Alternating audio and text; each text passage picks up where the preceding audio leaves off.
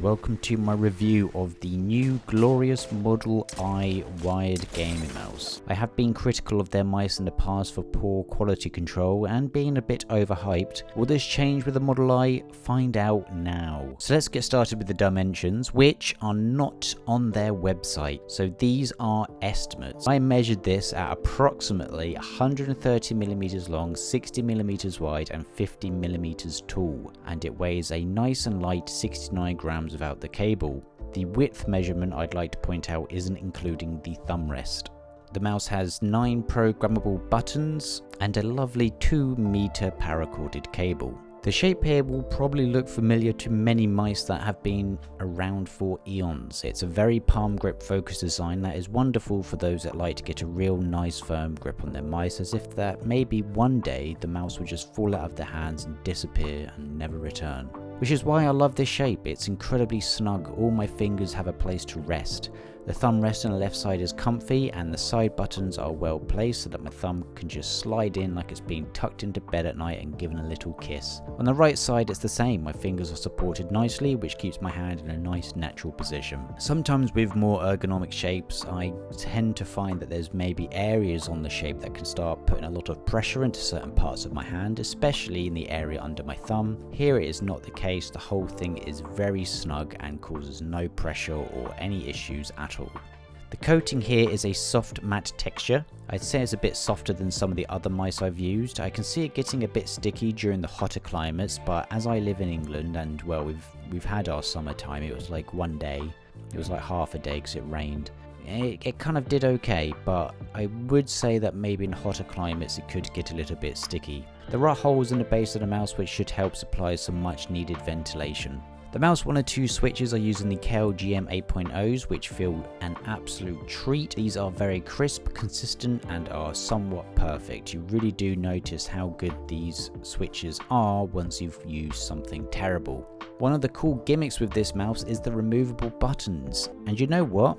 It might be a gimmick for some people, but luckily you get little replacement buttons that essentially hide the extras from existence and they work very well. When I had them on, you don't really notice the extra buttons at all, so those that might be worried about these getting in the way, well, there's no need to worry.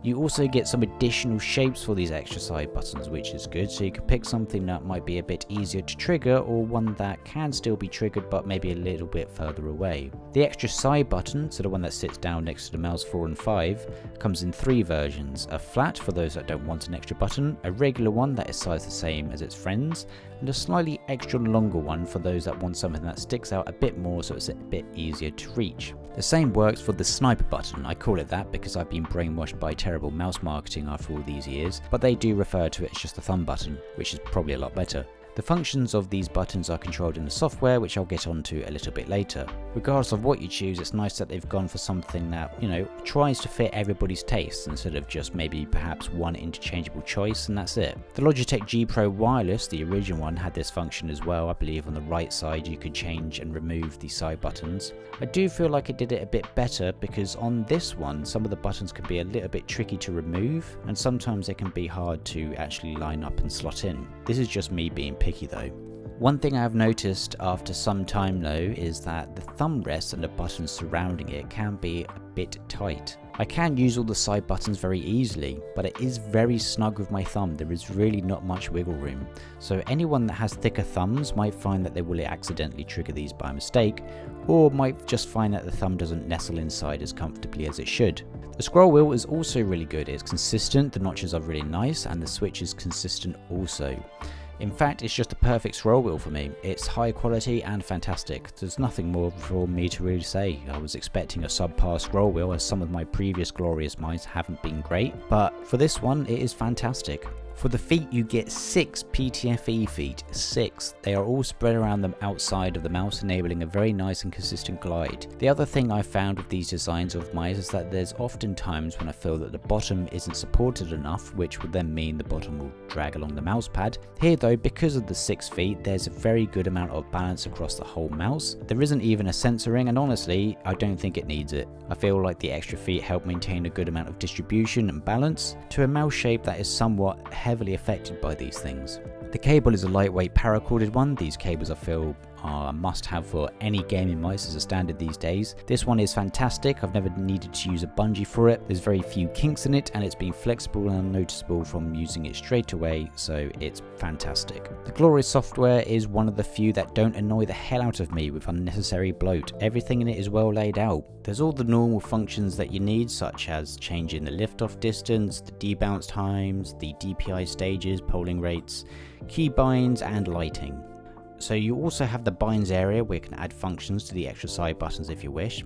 One thing to note is that if you are using the flat ones to remove the extra buttons, you don't need to unbind them from the software. However, if you use the mouse 4 and 5 for forward and back, you'll need to change one of them in the binding settings.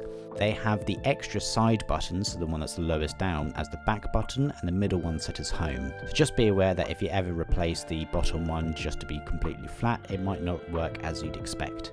The sensor for this is the self-named BAMF sensor, just like the wireless ones which are running a 3370 sensor. So which one is it? I have no idea. They don't say, they just put BAMF, and it's in collaboration with Pixar. You know, just give me the numbers, that's all I want. I don't care about your marketing phrases. To me, BMF means nothing, and it also sounds lame, because it's just a sensor. It doesn't need to be called anything else. Anyway, the sensor regardless should be great. The performance has been superb, and I've had no issues with it at all, whatever one it is. So for in-game performance, it's been fantastic. The comfort that this shape provides is amazing. I have enjoyed playing with this mouse in-game so much since I've had it, and I really cannot praise this enough for how good this mouse feels to play with. Having a larger shape but lightweight mouse is a dream come true in some ways. It's just as good as how I'd imagine one of these to be. So the cost of this is sitting at around about $60, £70, €75 at the time of this review. In terms of pricing, it is a little bit more expensive than other wired mice. However, there isn't really many mice with this kind of shape, lightweight, internals, and extra features. So I would say as the package, what you're getting for it maybe would justify the price in my opinion. So overall, I can highly recommend this mouse. I honestly think that when I take everything into account, this is pretty much perfect. The extra buttons are a great idea for those that need them and are invisible to those that don't. One thing that always makes me a bit worried with Glorious mice is that the previous ones I've owned were always a little bit low quality here and there, but this one I've had no issues with it at all. It's incredibly high quality and it's fantastic. It does still look a bit dated with its RGB black look, but you know, I'm just being picky. It's just a fantastic mouse and with a fantastic shape. I honestly love this mouse. It might even become my main. If they bring out a wireless version, then that will be as well. But the fact that I'm considering having a wired mouse as my main instead of a wireless one is something that I never thought I'd say.